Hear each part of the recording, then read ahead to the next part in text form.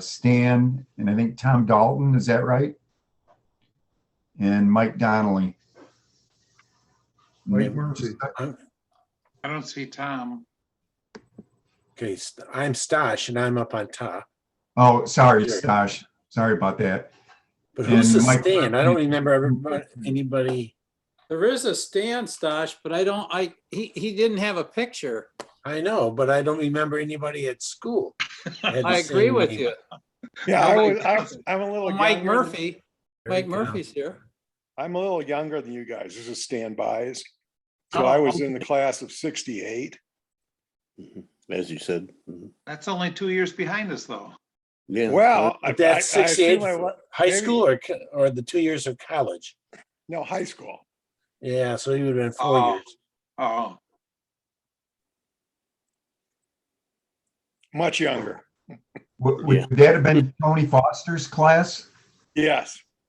Okay. Paul Greenwald, Tony Foster. Yep. okay. They were more notorious, that's all.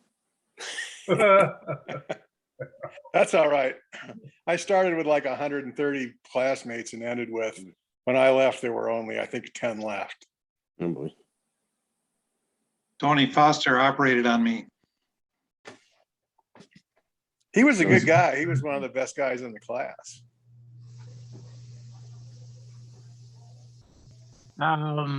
Let's see. I heard a mention about Father Guzikowski. Was that part of your earlier conversation? Yeah, Bill, I had asked when he had died. I don't know, but the funny thing is, I was trying to figure out when he became a Monsignor, and in the process, I kind of went back and I see that he left the seminary, the St. Joe's, in 1966, and went to a parish. I didn't realize that. I guess. I don't think he left that early, Bill, because he was there when I was there, and I started in '67. He was there for a year or two. Oh, okay, all right. That makes more sense.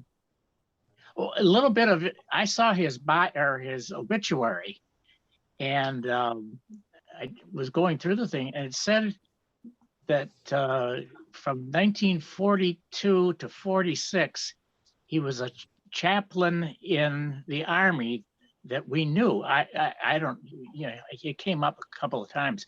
It said he reached the rank of captain. And I learned a little bit about that. It said that was the highest rank that you could achieve in the Army as a chaplain. And it also meant that Chaplains are captains the day they're in the army. They can. Right. I have known some chaplains in the military who outrank that. So Back then, maybe. Captain Kangaroo. I don't know. But I think something, I went back in and kind of looked at what all that meant, captain rank. Of course, it didn't have any command post, but it said that was the highest rank for being in the field. So he wasn't sitting behind a desk, I gather. He was actually maybe out that could be. I think part of the haven't heard that, but maybe that could be. part of the reason for that rank is that has to do with pay too. So I suspect that they use that as a way of getting people to come into the Army as a chaplain of some sort by giving them captain's pay. That might be part of it too. I never understood that whole setup with diocesan priests. I mean, could they just go ahead and volunteer on their own, or did they have to have the permission of the bishop to do that? Yes. Yes, they did. As far as I understood, they would have to petition the bishop, because the bishop, your allegiance when you're ordained, if you know whatever diocese you're ordained in, then goes to that bishop. Yep. that, well, the seat of the bishop, I'll put it that way because it could change. But you would have to ask for a leave of absence to go into the military, and then you would still be kind of on the roll of the diocese, because if you came back, then you basically would come back to the diocese you left. So Yeah, I read, again, the obituary of David Boucher. Mhm. He was from St. Joe's Parish in Muskegon, where he went into this, or he was ordained in 1960, the year that I went in as year one. So I never really knew him, but I see that he was in the Navy as a chaplain. I guess he spent the rest of his life in the Navy. right, there are career, Chaplains. some make a career. He would go in as a lieutenant in the Navy, which is equal to the captain's rank in the Army. Mhm. Now, are there other priests that we might recognize or know who served in the military as chaplains? Those were the only two I've ever run across. We had a guy remember when we had a football game against the priest? There was a tall, really strongly built guy who was a paratrooper. And I can't remember his name, but he was, he could be mean on the football field.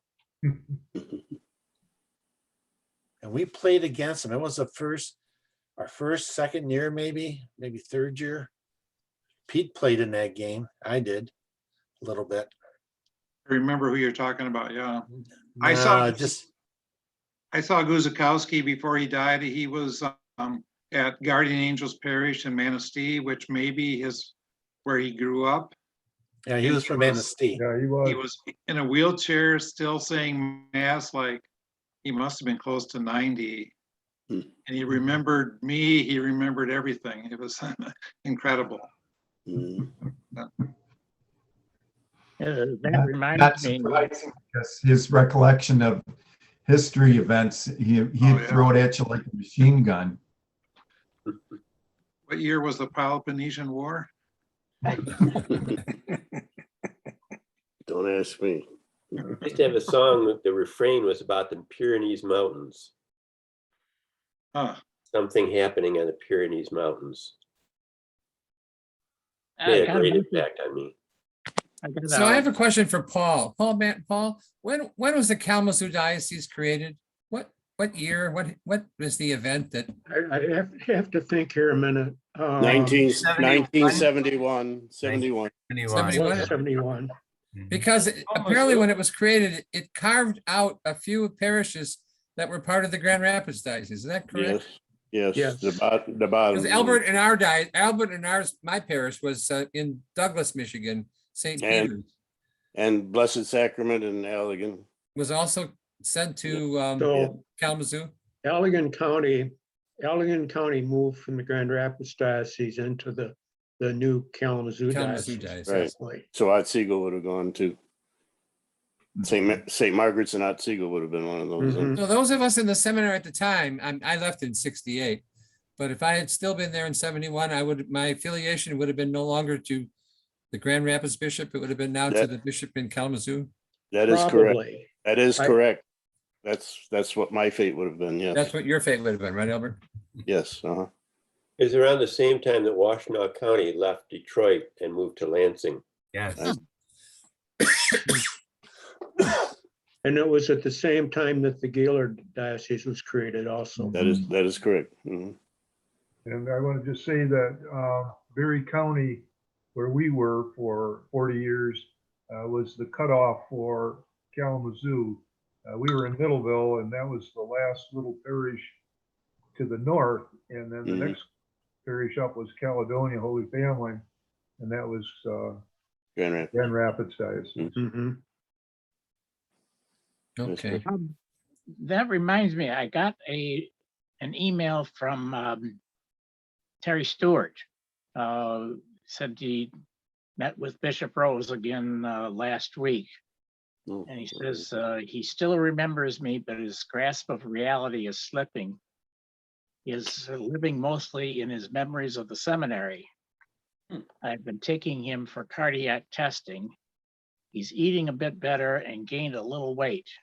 Continues to be pleasant and gentle, but conversation is more difficult for him. Please keep him in your prayers. Mhm. So that's, now I think we figured out that he's 94 now. Does that sound Yeah. about right? I think that came Sounds up. all right. So he was 20 years our senior when we were freshmen. I was 13 when I went in. Most of you were, we were either 13 or 14. It's those of us in the class of 68, or That'd be 66, I right, mean. Frank. That'd be about right, Frank. Right? We would have been 13 or 14 years old when we went in the Right. seminary.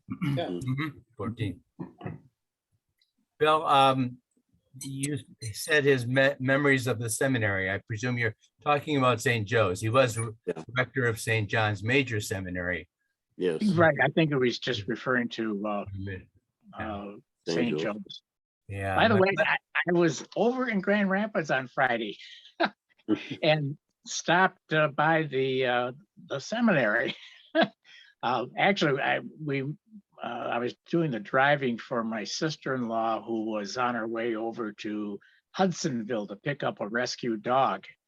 And I decided we would make a quick pass through the set. I was amazed at how nice and pleasant the grounds look right now. It just, I mean, I've seen, thanks to Tom Dalton, the pictures that he sent along was pretty nice. But when you see the property in person, it's just astounding. It makes you feel really good. It looks even a whole lot better than back when we were there. And St. Henry's, you wouldn't believe it. It's just an incredibly nicely remodeled building, at least from the outside. And the front there with a cornerstone that said had 1909 and then 1919. It's all been cleaned up really nicely. And I went on the way out, I went back behind to see the old playing field where they're working on or considering that housing development. And I don't remember it as being that big. I can see where when they talked about 40 plus houses in there, I think it was really nice to see the property looking that good, that it's been put to a really nice use. Bill, is the fence down? Remember the fence that was built around our playing field? And is No, that I didn't look for that. you didn't see that still there? Yeah, it was starting to rain, and I just wanted to get out of there. But Does you the know, diocese, I was gonna ask, does the diocese still own the property? no, No? Samaritas owns the. Let's put back out. Bethany Christian Services owns St. Henry's and the convent. The rest of the property is owned by Samaritas. And so they made the main building into the affordable housing, and their Child and Family Services of West Michigan is in the old gym building. And everything else right at this point is undeveloped, but apparently, I'm saying apparently because it wasn't clear from, I think was it Paul Greenwald? Is he in here tonight? No. He's I don't on the planning commission for Grand Rapids, and so he kind of keeps an eye on it. But I couldn't figure out exactly. That was basically my question: who owns the rest of the property? And he said, well, this is a joint venture among the three people or the three organizations or businesses. So it was really kind of nice. That poster, that picture that Tom Dalton sent over for that evening view of the seminary, that sparked a lot of conversation. I had completely forgotten how crammed the old main building must have been before St. Henry's Hall. Mhm. Because several people commented how some of the professors that we knew moved over to St. Henry's. I forget who it was that mentioned this. Mick from the class of 61 sent a pretty long description of who moved around in the building there. And I remember Father Rose and Monsignor Martin were over in St. Henry's at the same time that the class of 66 was there. But he seemed to indicate that Father McKinney was also there. Yes, he was. He was. Oh, okay. I think Father Ancona was also. Was? Father Ancona? Gus? I remember him. I was trying to place where Monsignor Martin's suite or office was. Anybody? He was in the middle of the second floor toward the front of the building. Right near the chapel? Wasn't No, that where the in- chapel was? Second floor center toward the Facing street. the The ground, or the main front. ground, yeah. Yes. I know that because I was across from him, and he'd play some music for us on Saturday night from the diocesan classical channel. Oh, yeah. I can remember Father Rose doing that. I think was he on the third floor? No, was he on the first floor? I don't know. I think he was on the first floor. We obviously did not have an elevator in that building, so we had to walk up all those stairs, right? To get Rank to the, after privilege. to get to the, from the tunnel to the third floor. Yeah, two at a time with long legs.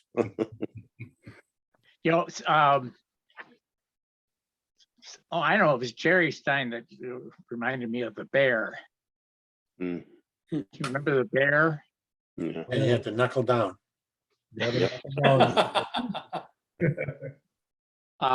You remember the knuckle down part. And when you mentioned, I had completely forgotten that was his nickname. And I still don't understand whether we inherited that use of that nickname from other classes or whether that was our own. we came up with. Does anybody jog anybody's memory? Dave Hooper should know. He was the bearer for me, so I don't think we started it, but I remember it. Does anybody remember when the main stairwell in the main building was enclosed? I'm sure as a freshman, it was an open stairwell. Yes, it was. And so at some point in 61 and 62, 63, it got in, the seminary paid a ton of money to have it all enclosed and have doors at each level. Probably for a fire. Yeah, It was. And I was told that fire. it was because of the tremendous fire that occurred, I believe in the 50s in Chicago, where 100 children died. It was in a Catholic school in Chicago. That's right. That there was some national movement that all open stairways and multi-story buildings had to be That's had to be right. enclosed. It was in Holy Angel, I think, or something like that in Chicago. Something like that. I remember as a kid reading about that. That was really a travesty. It was. And the irony is my mother attended that school in the mid-20s, Wow. 1920s. It was way before the fire. The fire occurred in, I'm believing it might have been the mid-50s. You're right. I remember in the Chicago when it was in. So it took about 10 years to go to St. Joe's. Yeah, I mean, there was It might have even been a federal law, but there was some effort to, around the country, to enclose open stairwells. Yeah. But I do remember it being open when we first got there as freshmen in Yes, it was. 1960. Yes. Yeah. In our parish in Muskegon, St. Joe's, it was, the stairways were open. I was in 8th grade in what, 1959 to 60. And Yeah. it was still open stairwells at that point. But during the summer months while I was in the seminary, I was one of the maintenance crew at St. Joe's parish. And I remember, holy mackerel, we used to strip, and they were all wood floors, wood timber buildings, basically.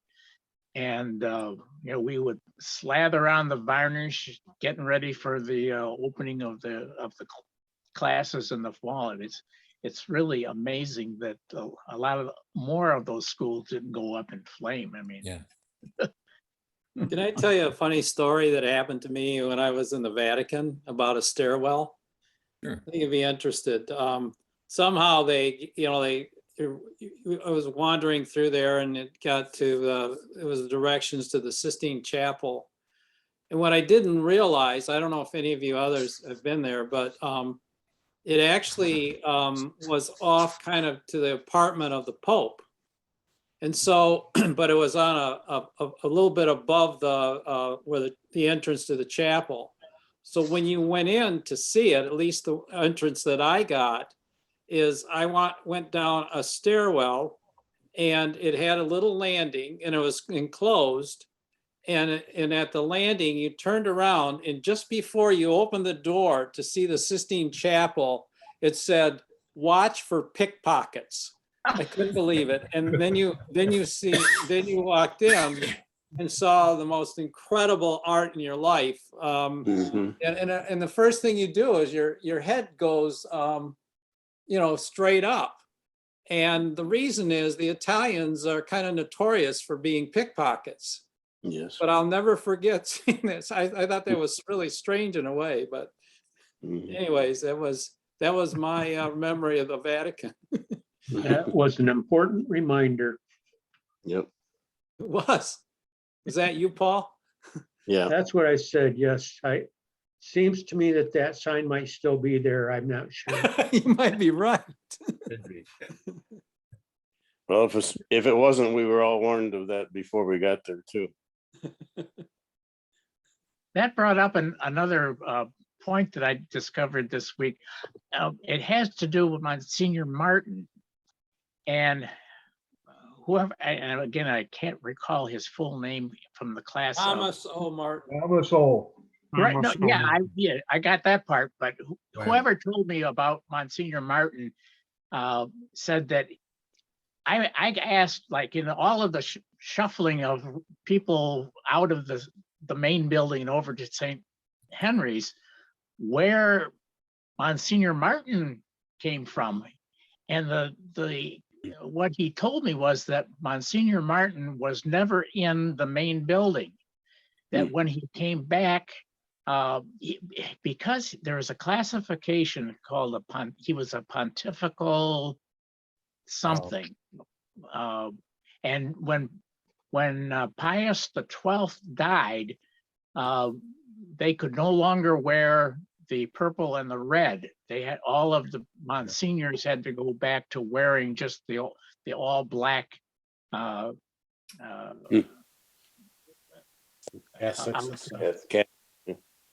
so is yeah, something like domestic prelate, something yeah, that was it. Yeah, right. Monsignor. Exactly. Again, I wasn't aware of that at all, but apparently when, and it wasn't really clear to me where Monsignor Martin was immediately before he moved into St. Henry's. But that kind of cleared up a big mystery for me. I was going through my checkoff list, keeping track of the people that I knew, and and nobody had accounted for Monsignor Martin in this whole thing. Now, the other interesting, and some of the guys who were there before the class of 66, this is where I remember there was some discussion that I couldn't make sense of this whole thing. For us, Monsignor Shaw was on the 3rd floor. Right. And I think he was somebody- born there, actually. Pardon? He's born there and raised. But somebody said that Monsignor Moran had been in that 3rd floor suite, and Monsignor Shaw had lived where we remember Father Rosloniak, Father Leo living down there on the 2nd floor. And I think what happened when Monsignor Felicki left, then Monsignor Moran moved into the rector's suite, and then Monsignor Shaw moved from the 2nd floor up to his domain on the 3rd floor. So the musical chairs was the thing that struck me. That's where our discussion of the bear entered the picture. People remember where he was. Bill, was there a hierarchy? Monsignor Moran was the rector. Was there an assistant rector or a deputy I rector? think it was Monsignor Shaw, but I Oh, don't Shaw? know. Right. Yeah. So if one of them was absent, the other one could fill in the slot? I guess. Right. Remember they made a big deal about when they said the prayers at the meals? They Oh, did. yeah. It was, I think that kind of answers your question, Frank. I They don't also know. made a big deal about who rang the bell at the end of the meal, Yeah, I know. signifying the end of That's the right. meal. That's right. You're correct. The whoever was the rector was looking around to see if everybody had finished eating. And invariably there was somebody still munching away or doing something. And he We didn't all ring the looked bell at- until everybody was through. It's kind of annoying. That's good manners. Yeah.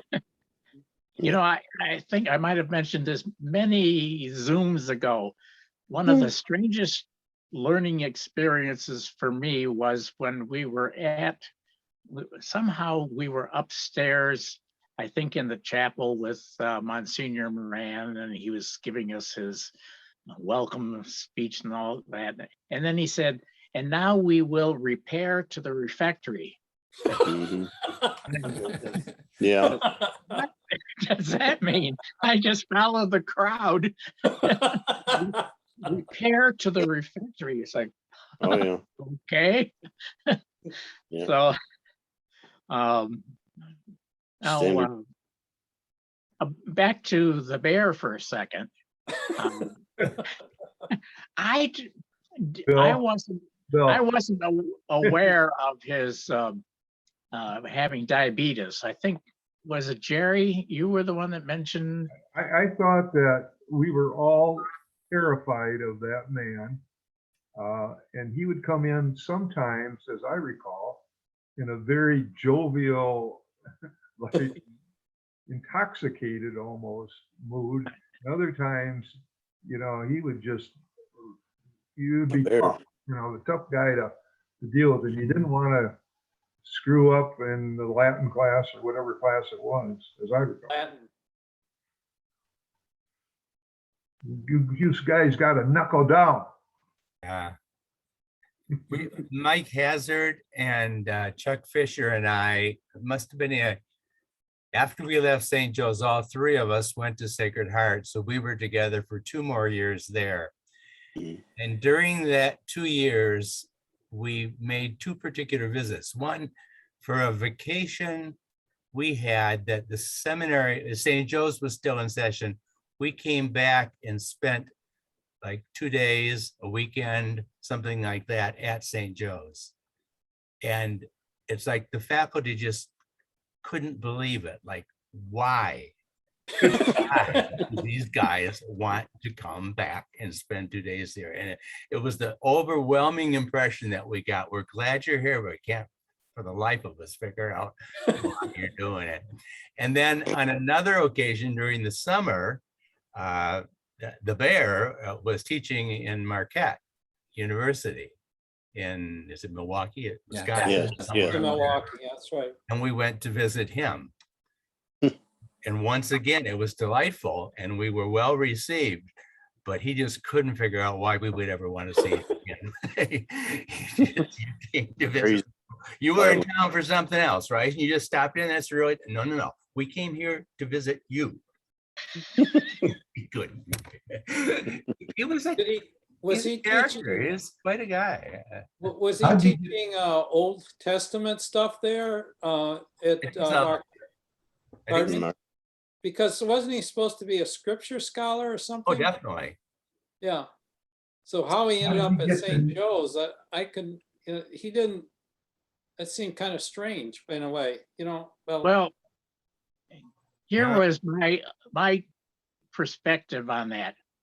And I think you kind of mentioned, or somebody just a minute ago, he might have seemed intoxicated when he was in the classes that he was teaching with us. I think, in fact, he was.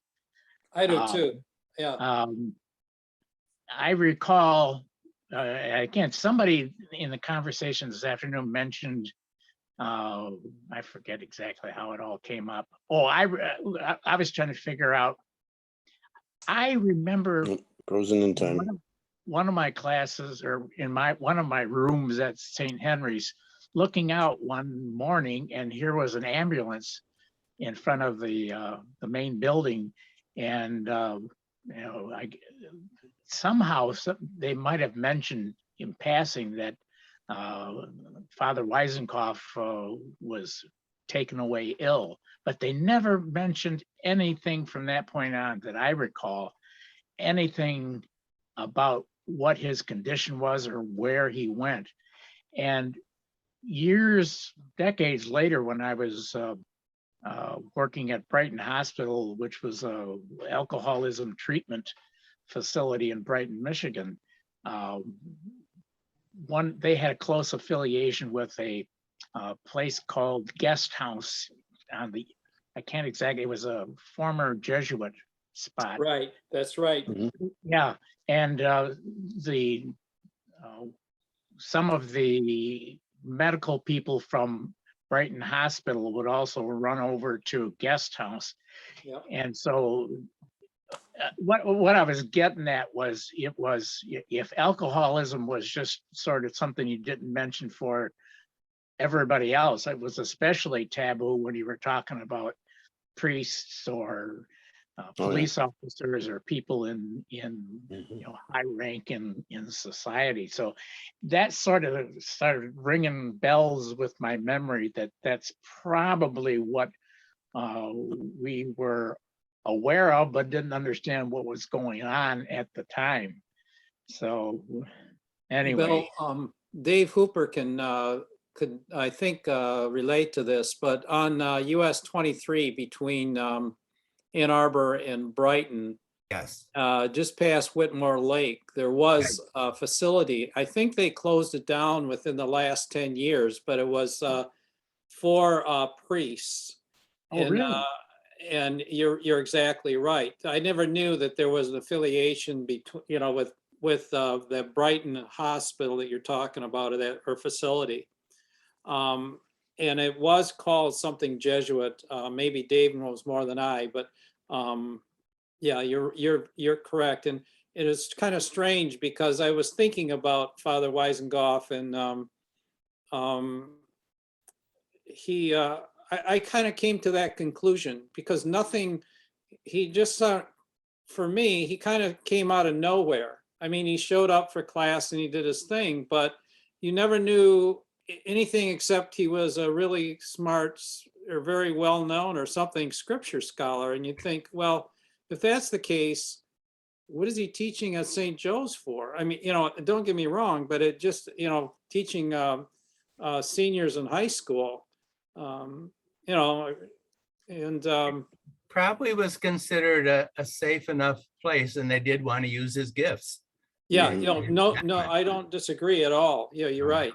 The area I'm really familiar with because my ex-wife lives in Whitmore Lake now, and two of my kids live in Ann Arbor, so it's a familiar area.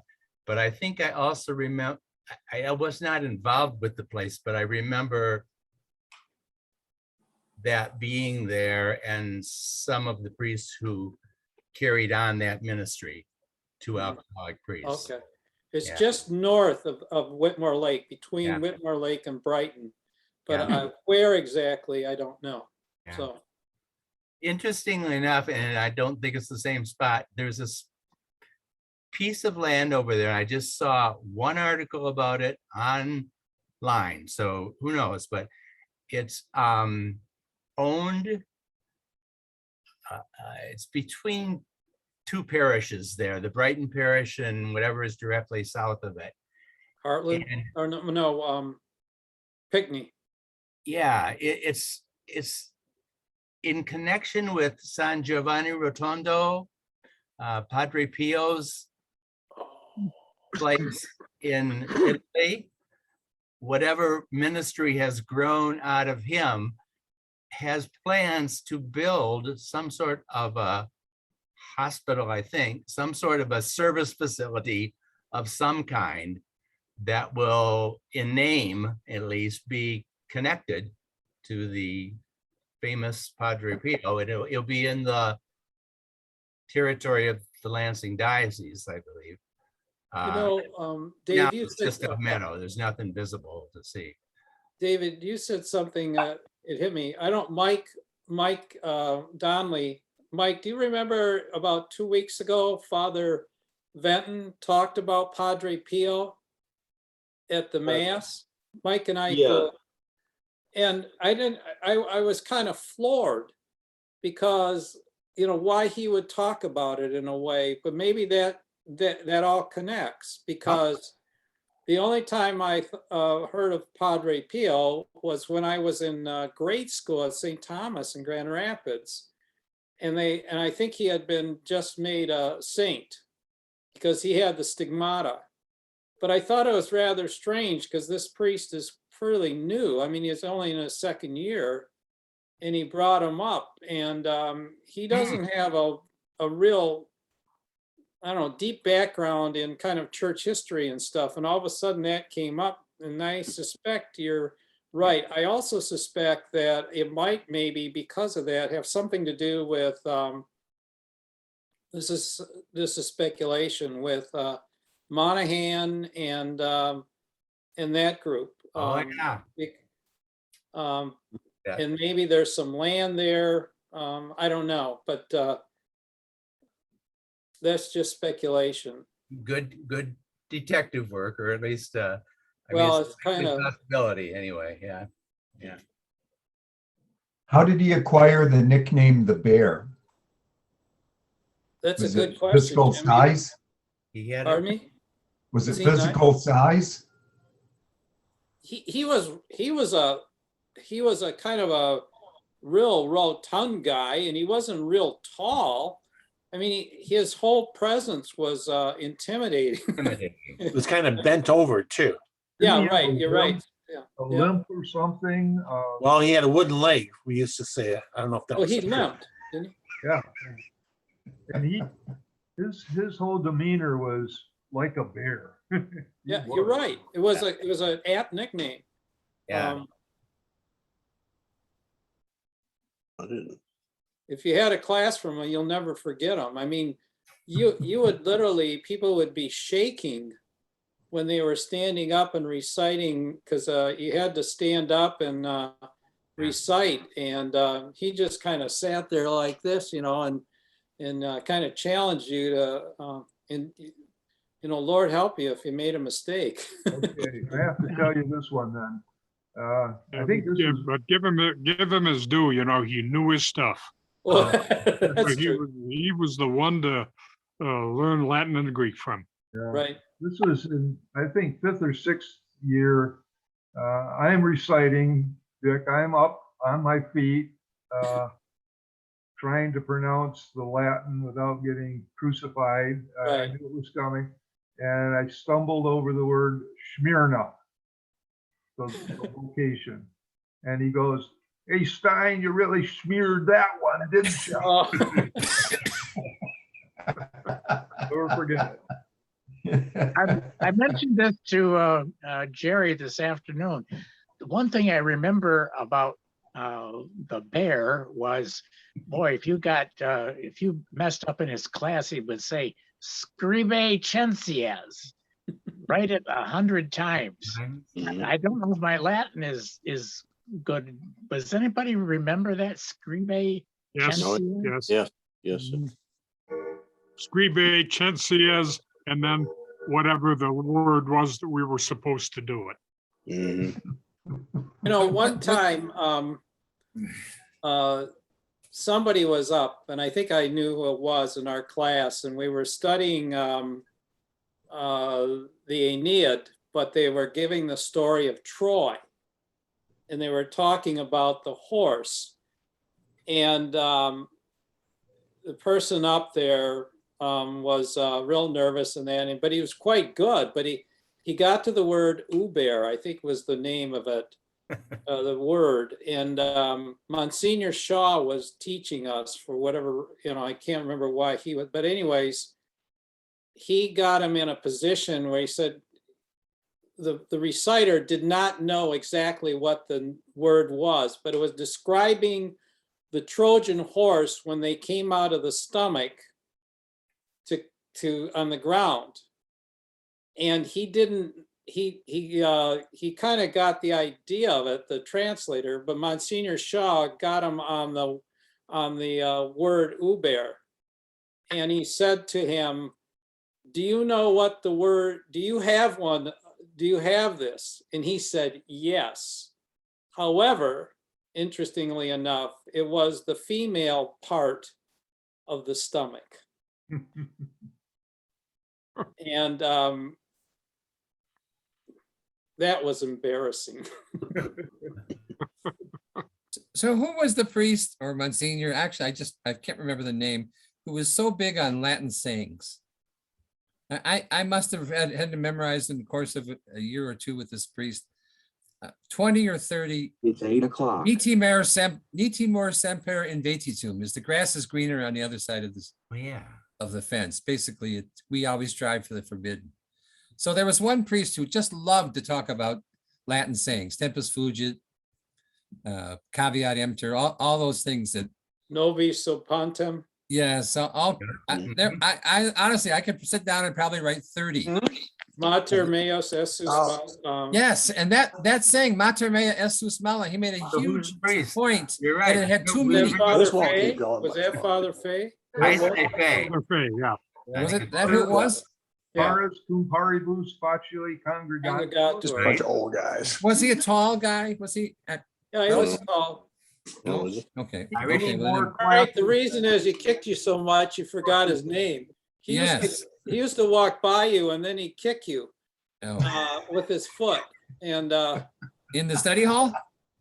no, he was at St. Thomas Parish. He came in and taught, he taught Latin. He ended up teaching English for whatever reason when I was in the third year. But he was tall, but he had one of the finest tenor voices I've ever heard in my life. I mean, for me to hear him sing the Passion, since people would come to the service just to hear him sing. He was that good.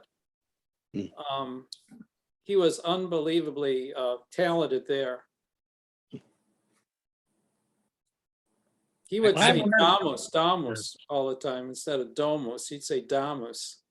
He could say a mass in about 20 minutes, a Latin mass in 20 minutes with a sermon, I think.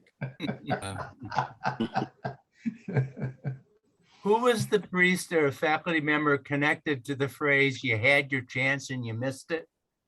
Is that Father Zaskowski? I would think That sounds Zaskowski. like- I'm not sure. I just the phrase hit as we were throwing things around here. Yeah, Zaskowski was the one that always says, "You blocks, you stones, you worse than senseless things." Made quite an impression on you. Remember all the bad sayings. Does anybody remember a professor who, I think somebody in our class, we finally concluded that the longer the essay you wrote, the better your grade. That's On interesting. that final exam you had, wasn't there a big exam at the end of each semester? 2.5 hours in Latin and English. Well, anyway, if you wrote a 4-page essay, 5-page essay, you were more likely to get an A or a B than if you wrote a 2-page essay. Even if the essay said the same thing over and over and over again. It led me to believe that he didn't read it. He looked at the size of the. You know, one thing that Father Fay did is that, because I think he taught us Caesar. Anyways, we used to have on one of those exams that Frank's talking about an English, and then we had a translation from Latin to English, and then English from Latin. And so what he did is he gave us the English, and then the Latin was the English translation in the exam to see how well people figured out what was going on. Yeah, that sounds familiar. I remember Father Fay teaching us when they were directing the Gilbert and Sullivan play. Right. And he was so enthusiastic about it that it was very easy to get him talking about it. Right. And so the phrase was to blow a class means that. So that kept happening. And one semester I decided I've just really got to chart how many classes in one semester are blown and how many are used to work. And I don't remember the numbers, but I remember there were more classes blown than there were classes taught. And of the ones blown, he led the way off the path for about half of them. And then different students developed the skill of leading him off the path when we were trying to blow the class. But I don't know how much we learned of the subject matter that year, but it was a fun year. Diversity of topics. And the Get him talking about Notre Dame football and this Irish football team. And that was that you might as well sit back and have an hour of ESPN on. And, or when the Time magazine used to come out, like say it came out on Tuesday in the mail. So you'd ask him on Wednesday and he'd quote the whole magazine to you.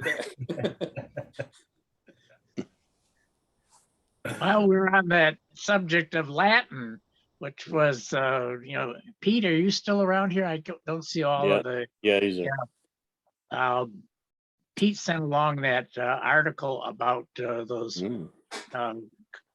parishes that are offering or have the traditional, what was it called, the Tridentine Mass? Tridentine. Right. Yeah, and I know in the Detroit area, I'm aware of one in an old down near Eastern Market in Detroit, St. Joseph's, that offers a traditional Latin Mass. Right. And there's a couple of other ones. Oh, St. Mary's, which is an old traditional Irish parish over in the area of Greektown. They have Latin Mass. I don't know whether they do that all the time or all the masses there are in Latin. There's another one I can't figure out exactly where it is, but I can certainly relate to the whole general topic, and that's what got me thinking about all of the issues related to Latin. I did not really know what went on in the major seminaries because I never got to that point. Those of you who got there, what was the state of Latin in the majors? Anybody?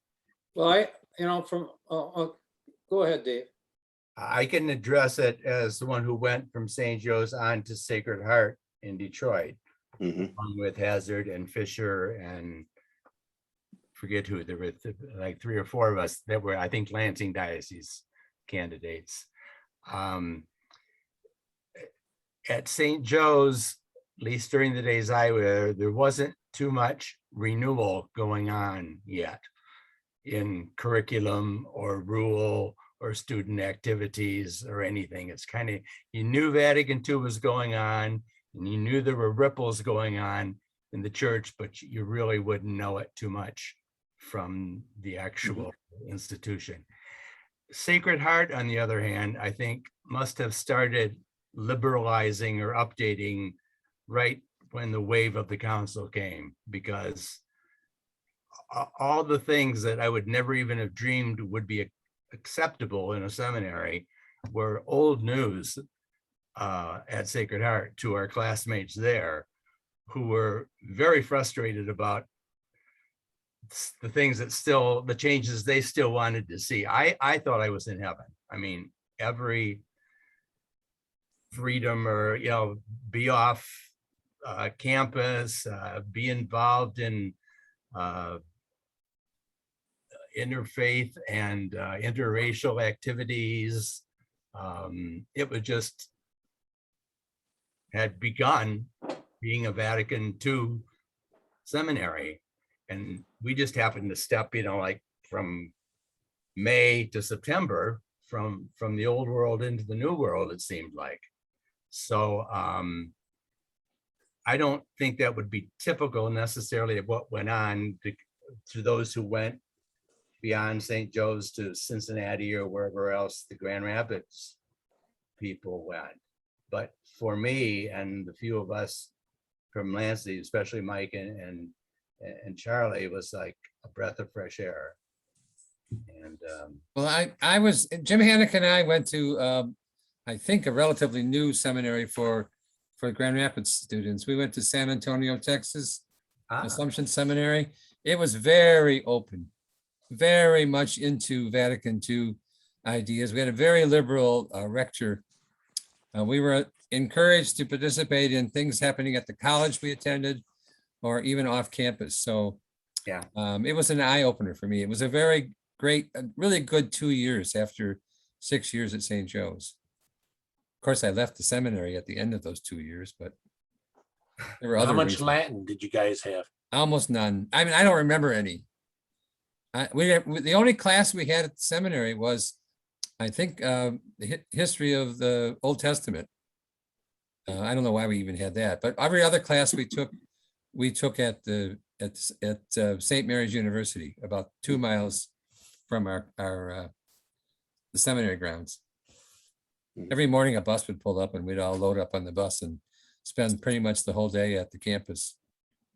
We could either walk back or wait for a bus would come back, say at 2 o'clock, 3 o'clock, 4 o'clock. I have no idea if seminarians today are even taught Latin. A lot of them go in, you know, after, certainly after high school and maybe even after college. And and I don't know if they have Latin classes in the philosophy or theology today or not. I don't know. I can answering kind of from a little bit from David's perspective, and Peter was there right after me. I had left, but in St. Mary's, that first of all, the location of St. Mary's was basically in the inner city of Baltimore, right in the center of the city. It was kind of an interesting place because it was the original Catholic seminary in the United States. It was built in 1795 or so. And it had a real great tradition. And what I didn't realize until afterwards, I was living in history, because if you looked at the architecture of the place, it was like you transport the idea of the architecture from Freedom Hall in Philadelphia, as far as the bricks and all that. It was taught by the priests. What were the name of the Sulpicians. Thanks a lot. Sulpician priests. They're French, and they even had a cemetery that was on the grounds. But first of all, the thing was that the people that came there that fed into it were from all over the East Coast, from Maine to South and North Carolina, and you know, in Pennsylvania, Maryland, and that. They really didn't have any Latin that as far as classwork. However, they did have, and Paul, I think he was your confessor, Father Walsh, who was a music teacher, and he was very into music. And we had this really old chapel that still stands there. It's a National Historical Monument. And he worked with somebody that was doing a lot of innovative writing of church music. And they would sing, the choir, they would sing all that. They had one guy, his name was David Stoll, who he was from the New England area, and he was playing the organ, and he would take Beatles songs and he'd riff on them in the church. They were very good. But Father Walsh, I think Pete and Paul could verify this, was very energetic in trying to do that. And they were trying to experiment with this music, I think, to take place because they knew of the new stuff that was going on in Baltimore. And a lot of what was going on in Baltimore kind of influenced the changes. There's a lot of other negative things you could talk about it too, but and it was also the time when the who were the two brothers that were Jesuits? They were protesting the war. I can't. Berrigan Thanks brothers. a lot. Yeah, they were always. They were from Baltimore, and we were able more or less to get out a lot. We had to dress like. Well, like priests, but I mean, we had to wear black hats and a Roman collar and a black suit and the Roman dicky or whatever it was that wherever you went out, if you were going outside. So it was, but I don't know. Pete and Paul, you can share yours because I'm sure the experience is pretty similar, perhaps. My impression of Father Walsh. He went by Gino. Right. That he was. I think he had a lot of connections to the theologians and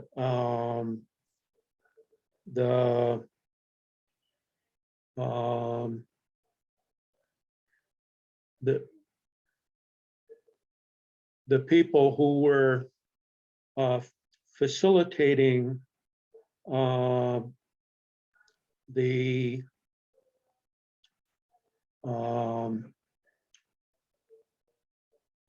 integration of the modern world into Vatican II. Gino had a big focus of his teaching, of his what he was trying to engender in the student body was treating people as people.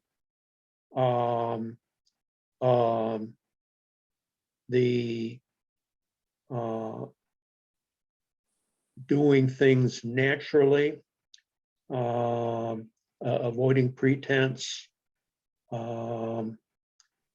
things of that sort. And no, just kind of an aside from that, I'm in St. Thomas More Student Parish in Kalamazoo here. And St. Tom's has an issues group that it's a bunch of parishioners who meet once a week and talk about issues. Now they haven't met in 2.5, 3 years here now with COVID, but one of the older ladies in this group, in a strong spiritual individual, the and a very centering person for us. And the group is fairly liberal, but that she studied theology at Sacred Heart at some point. I don't know when. I'm certain it was well after Dave got through there. And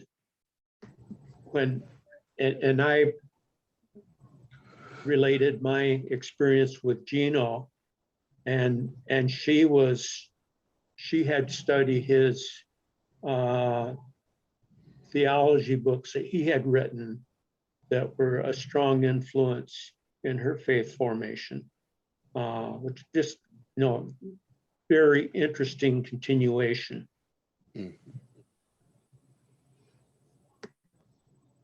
I guess what a question that I had related to the use of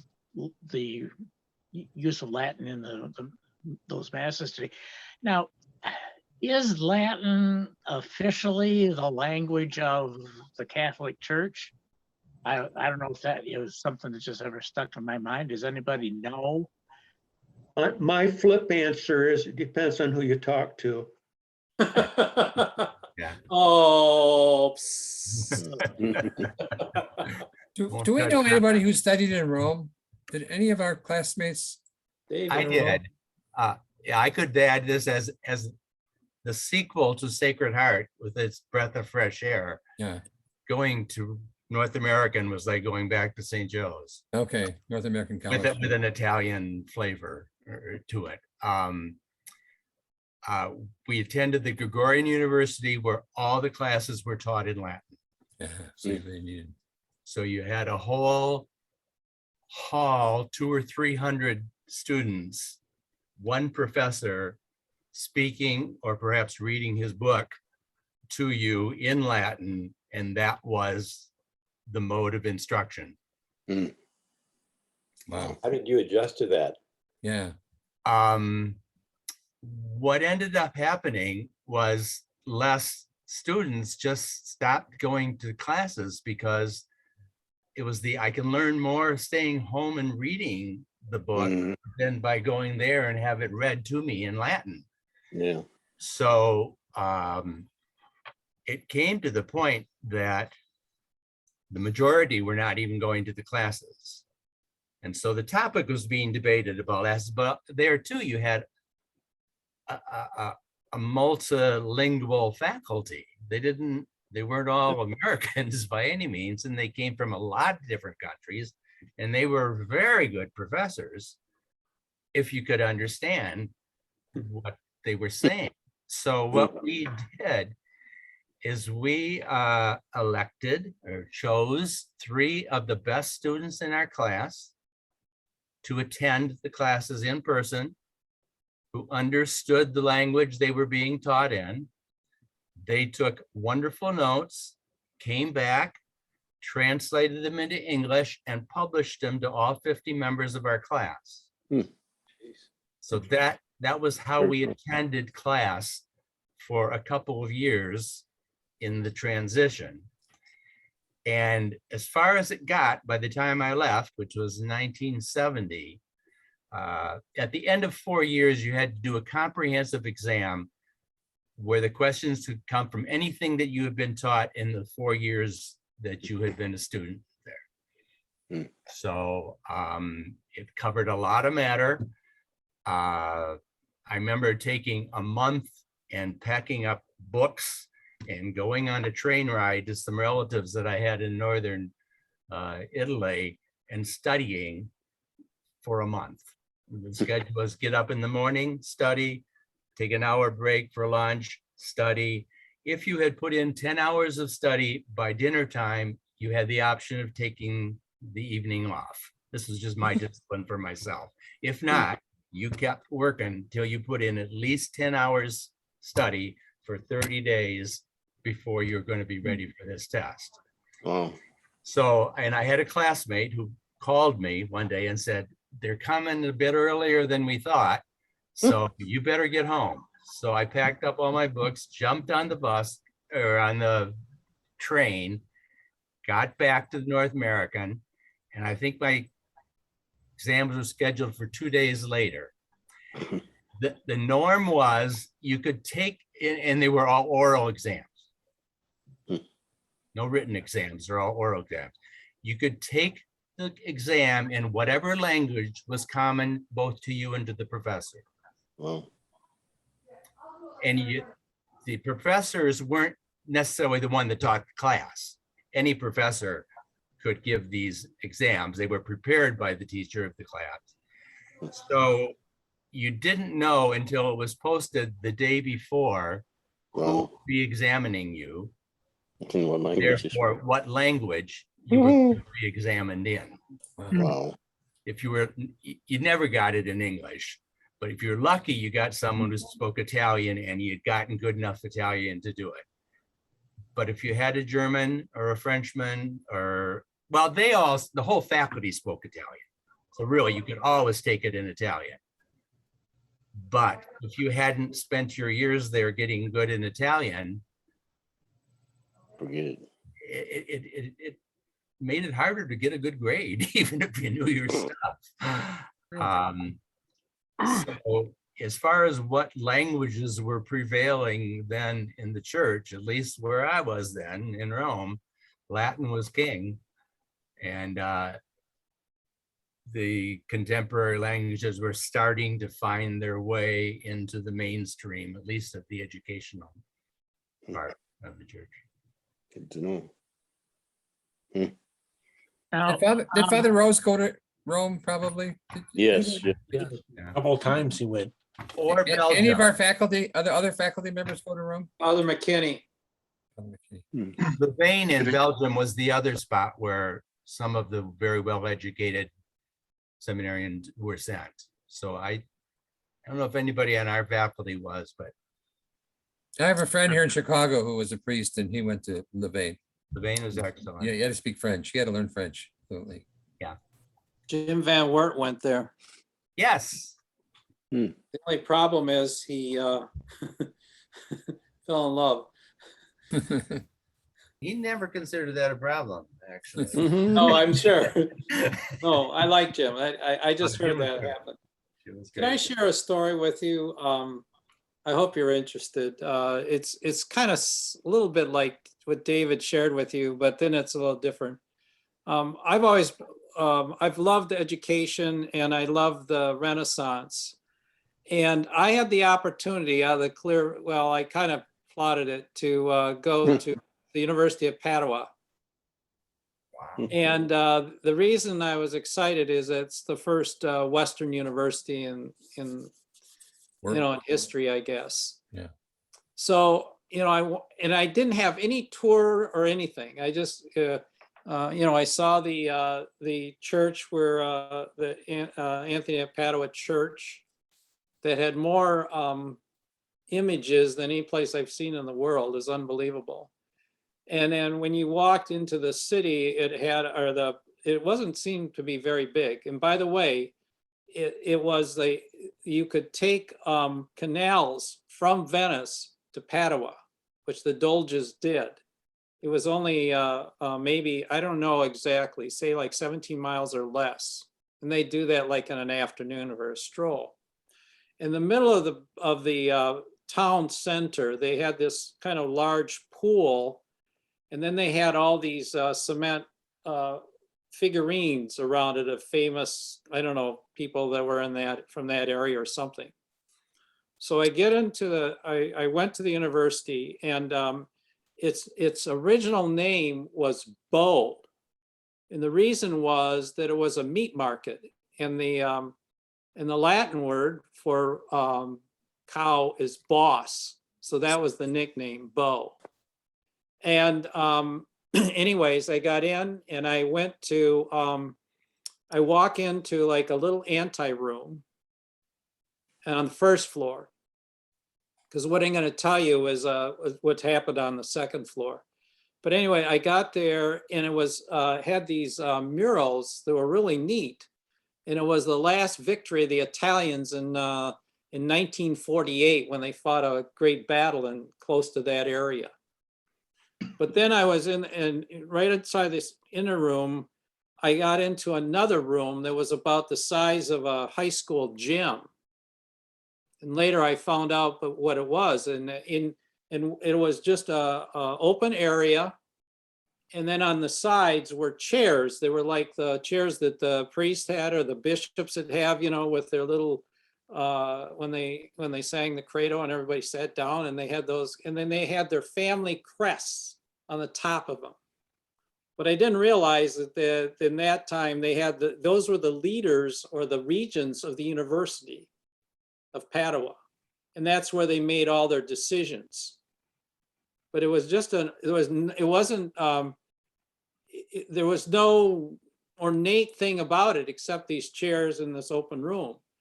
Well, I went up to the second floor, and I went into this room, and David's talking about maybe he went into this. It wasn't a very big room. It was just a table with about 10 chairs. And there was one chair where you knew this is where they did the oral exams for a PhD.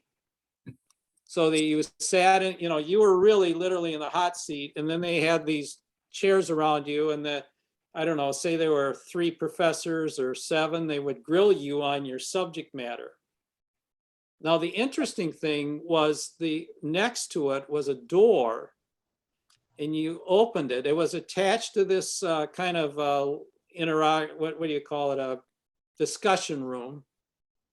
And where it was it must have been one of the first labs. And all this stuff, there was no one around. I was just wandering around. I couldn't believe this. And it was the anatomy room. Now this is like say like the 1550s or so, in the middle in the middle of the 16th century.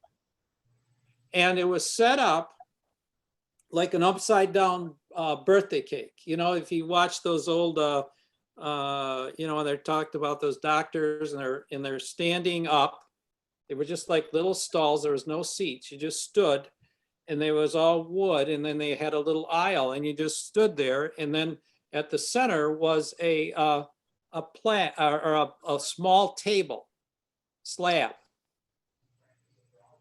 That was it. And then, but it was this room was tiered. Like I said, it was like a birthday cake or something, or a wedding cake. And the larger students apparently, there was the lane to get into this was a little bit larger. So the larger width-wise would be in those things, so they could all fit in. Now so you were looking kind of down. You've seen these, I think, in doctor training movies and that.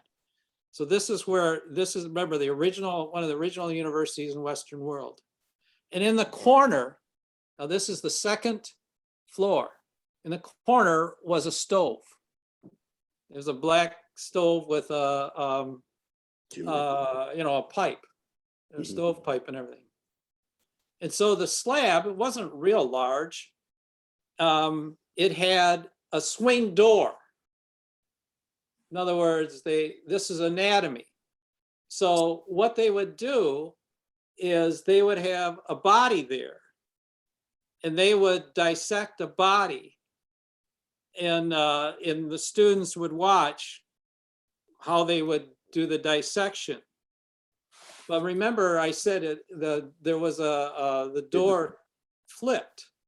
And the reason for that was that the church at that time did not allow any kind of, I would say desecration of a body or a dead body.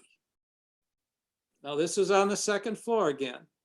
And what they would do is they would have somebody on the outside walking around, because they were checking for church officials.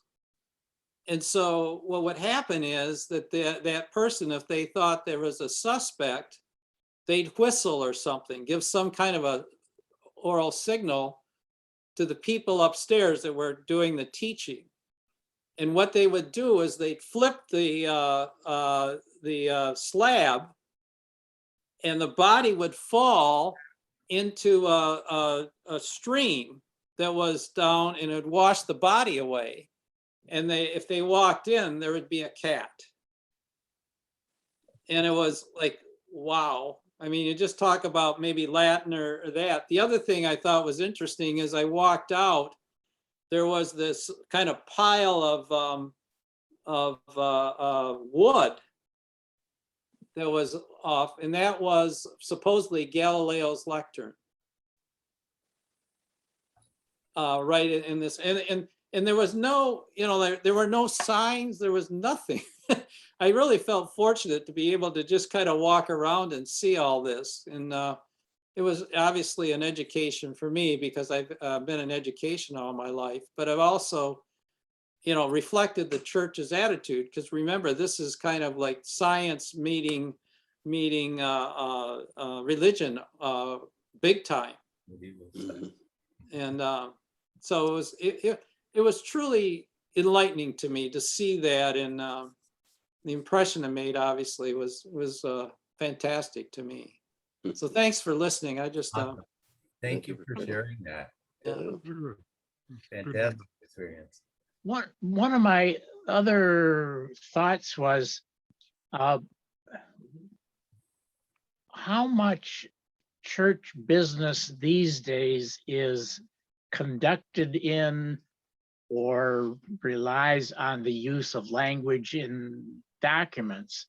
And that kind of gets me into the stream of what we were talking about. Like, it seems to me that if you wanted to be in the higher levels of church government, you would have to be very proficient in the use of Latin. Because if I happen to think back to our parish here, one priest was visiting, and he was in training to be a canon lawyer. I didn't get a chance really to explore any more than that, but it occurred to me, well, a canon lawyer would have to be very knowledgeable about legal history in the church, and would certainly have to be knowledgeable about Latin. And sort of sideline to that, again, these are questions that it never really occurred to me until Pete sent along that article, and I thought, well, when cardinals are in conclave, are they conducting their discussions in Latin? If so, the number of people who are proficient in Latin, I mean, it seems like it would increasingly diminish. Those are just general questions about where we are in Latin today. And again, it's totally, I just don't understand. I have no idea. Anybody? I think encyclicals are all issued originally in Latin, and it sometimes takes a little while for them to be translated into other languages. So there is that. But somebody has to do the translation. Yeah. Bill, another answer to that from my perspective is that one of the good things that perhaps Napoleon did was adapt the Napoleonic laws, excuse me. And the reason for that is again, with history and the fact the Holy Roman Empire, the fact that the Libro Franca was Latin, but it had a Roman attitude as far as the focus of the law. So when he upgraded this, and this happened during the time very close to the American Revolution, the French Revolution, that was the most probably significant thing he did, is change the law as far as making it more the vernacular of the French and whatever. And that's one answer I can give you in a certain way. I think that the official language of the church, from my perspective, is probably Latin, but they probably have translators. I can say that Bill asked me to translate his diploma, and they use so many odd verb combinations and stuff. It was quite difficult. So it was a little bit, there's a bit of a liberation of the translation, but it was the best I could do, and I hope it made sense to y'all. But anyways, it's That was the first time since 1966 that I had, I could pick out at least one or two more phrases in there that made sense to me. oh, well, that's good. What about you other guys? How are you and your diplomas? Well, I can't say anything about my diploma, but I really enjoyed Latin and Greek. And I used to bore my kids to tears with etymology at the dinner table. And I could still do that. I've got a couple of books of Cicero on my shelf, but frankly, I haven't gotten more than a page or two into them. I kind of admire it from a distance. I have 4 grandchildren attending Sacred Heart Academy in Grand Rapids, Stas's old school, I think. Oh, Yeah. First grade, one is a first grader, and they teach Latin starting, I don't know if they have kindergarten Latin, but all those grades, I got them through 1st through 9th grade. Now they're all studying Latin, every class, every grade. I don't know what they hope to accomplish or what they're training them to be, but I don't think they have French or Spanish, but they're teaching them Latin. I can't tell you that I did get my major in Latin. I mean, my major at the University of Michigan is Latin. So I'm kind of a rara aves, I think, for today's world. And it was kind of weird because I was so excited when I got to the University of Michigan. I was just thrilled to go there. And then they asked me, well, what are you going to major in? And so I said, well, I guess Latin. And the only reason is I had the most credits because I was transferring in as a junior. And I didn't want to take keep on taking class forever. So I just said that. And that's how I ended up being placed in a Catullus class, I guess, so I had enough credits to get the major and stuff. So. Well, I used Latin as my foreign language requirement at U of M. Yeah, that would make sense.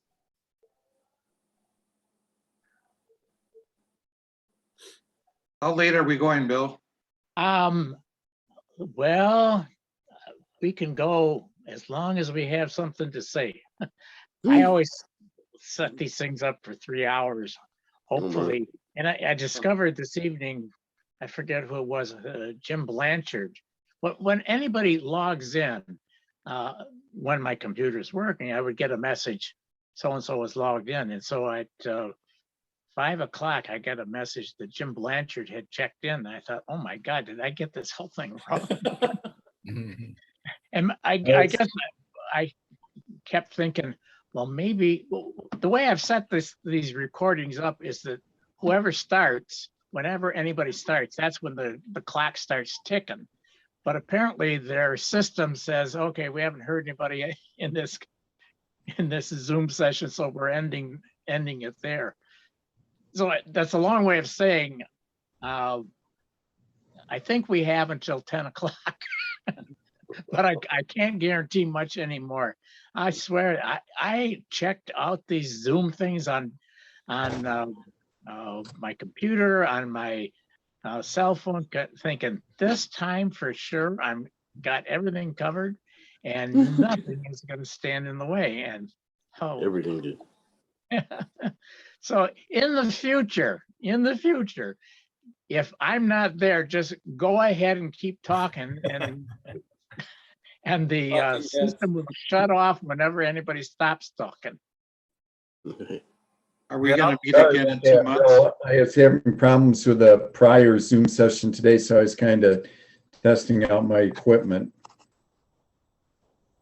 Bill, do you have a preference between, that it have a time that we all kind of leave together, or that we kind of, alternative is kind of dribble away one by one, and, when there's few enough left, you declare the end of the meeting?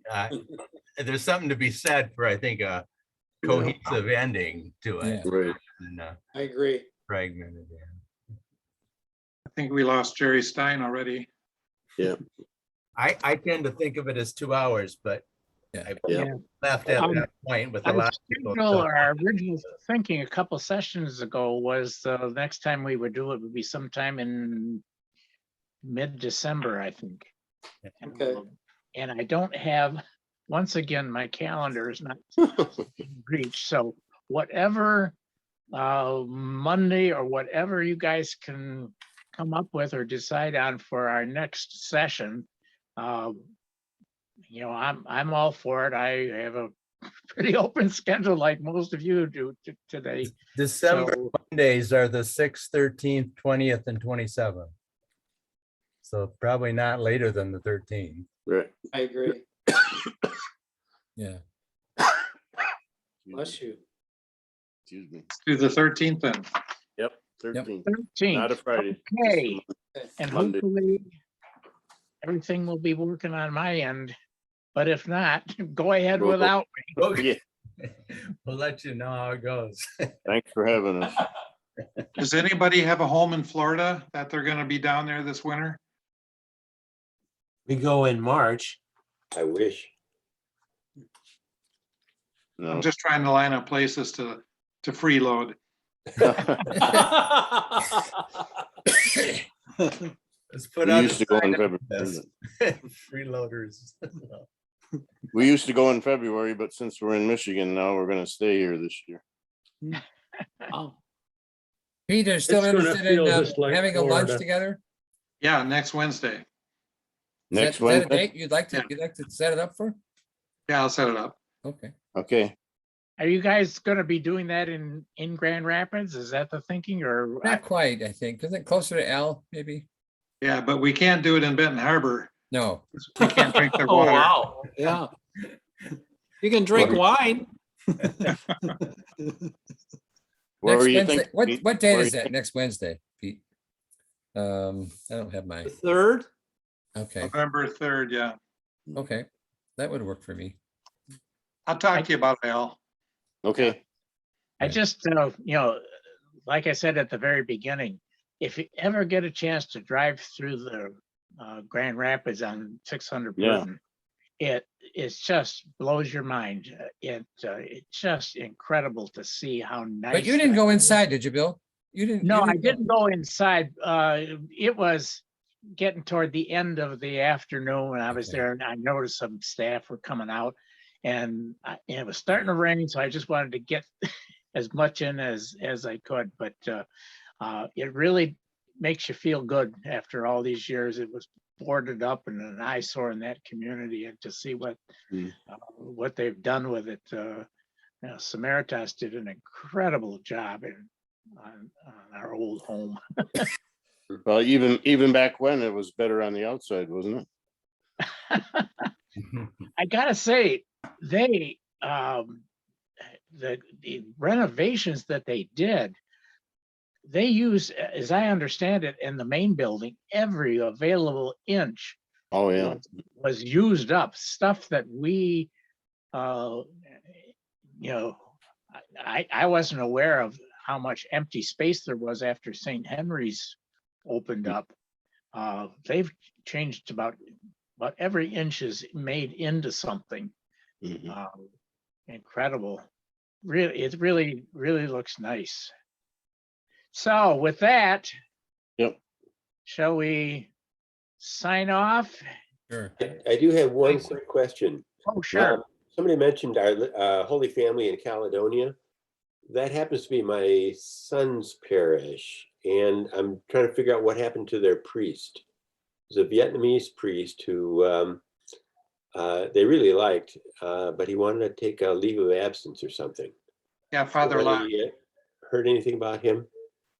Yeah, I saw him about a month ago, and I think he might be back there now.